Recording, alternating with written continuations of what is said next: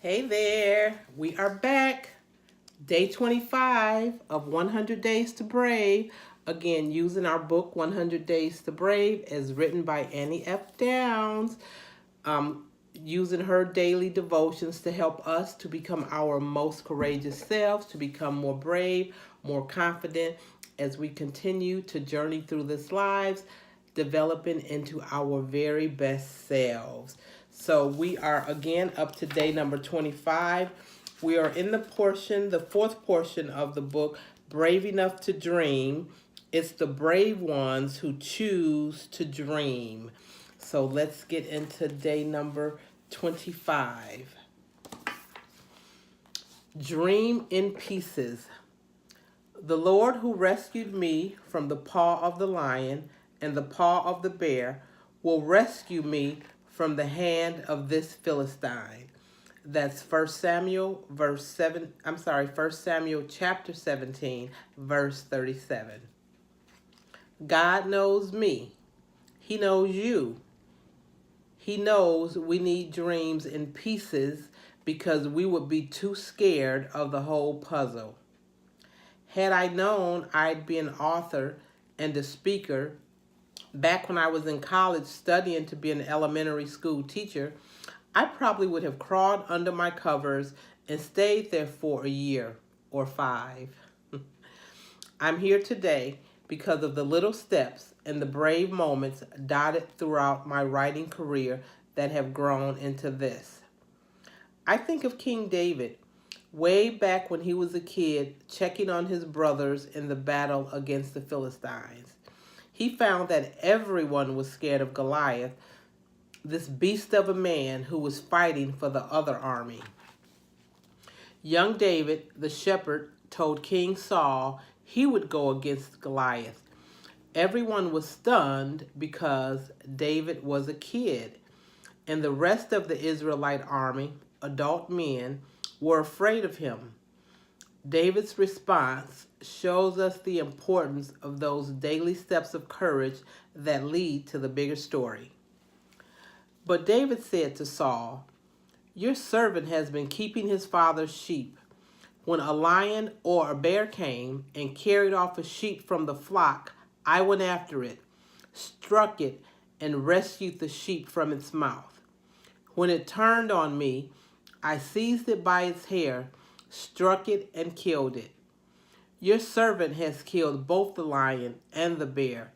This uncircumcised Philistine will be like one of them because he has defied the armies of the living God." That's First Samuel chapter 17, verses 34 through 36. David, as a shepherd boy, fought a lion and a bear and rescued his sheep. He never killed the lion in preparation for the bear.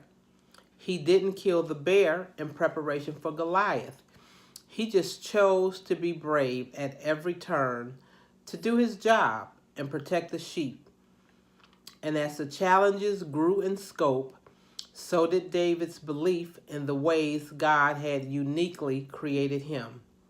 More importantly, David wholly believed in who God is and that God had a role for him to play that would require courage. That same is true for me and you. All right.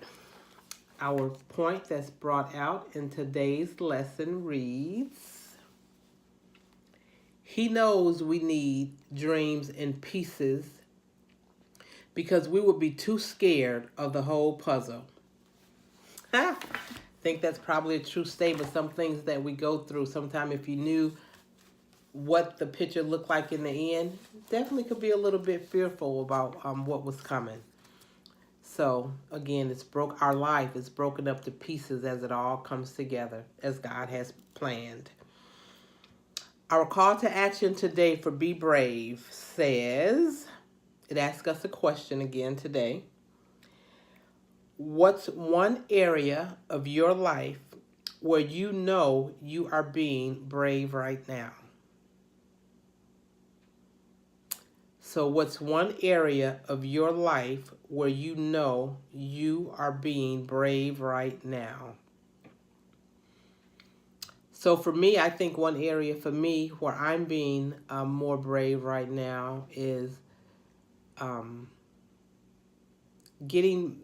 I want to say getting back to myself, but not only getting back to myself, but growing more through the life situations that I'm living through now. A big thing for me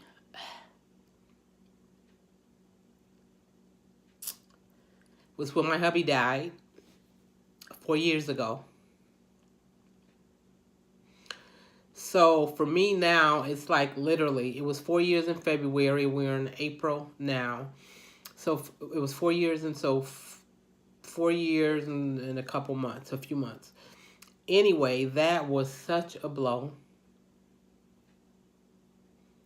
So now I am like literally, it's like I was in a fog, really. So that fog is finally lifted, and I am beginning to live again. So for me, that's why I think I'm being more brave, even though it still hurts.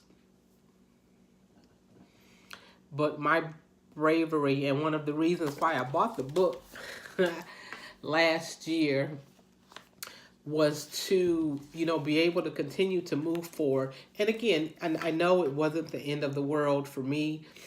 I know it will be more difficult, but literally the thing that's I'm being brave right now is taking the steps, making a conscious decision to continue to live, to not be sad and wallowing in sadness and despair, that my husband isn't here, and things we planned to do and wanted to do that we won't now. So that thing for me is me just continuing to move forward. So that's a big part, really, of my whole 100 days to being brave. Just knowing, I 100% know without a doubt that God cares for me. He's got me protected. He's strengthening me. He's given me grace to move through this whole process. But just to know that I still have a whole life to live. Not that I figured my life was over, but the fact to go on, to be happy, to do the things that we had planned to do together, even to continue with those plans and those dreams and still expect the best out of life as a widow. Still have my family that I love 100%, but for those of you that may have lost a spouse or a significant other, even a family member, whatever the case is, those losses can, rock us to our core. So for me, the big thing for me being brave is 100% continuing to walk this out. So that's mine. Hopefully, again, as I state before, if you guys want to share your thing, again, with a call to action being what's one area of your life where you are being brave right now. If that's something that you want to share within the comments, do. If you want to send me an email, do. The description box always has my email address in it. It's emarilee63@gmail.com.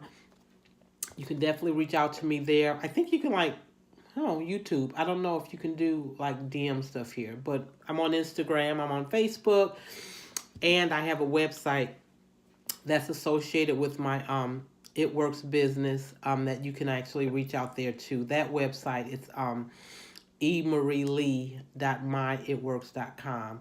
So if you want to share, please feel free to. I love getting comments. I'll speak back.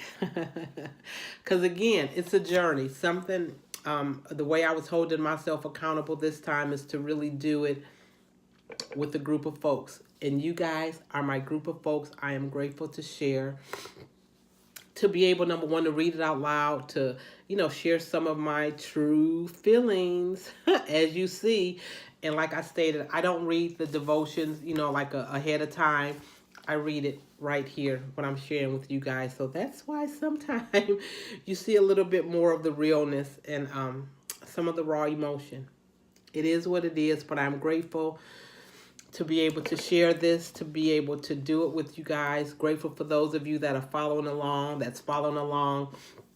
whether it's one day, all the days, whatever. I'm just appreciative for you being a part of the process also. So again, we will continue to grow together, and as day 25 told us, we're going to continue to dream we're going to continue to dream in pieces as we move forward on this journey to becoming brave.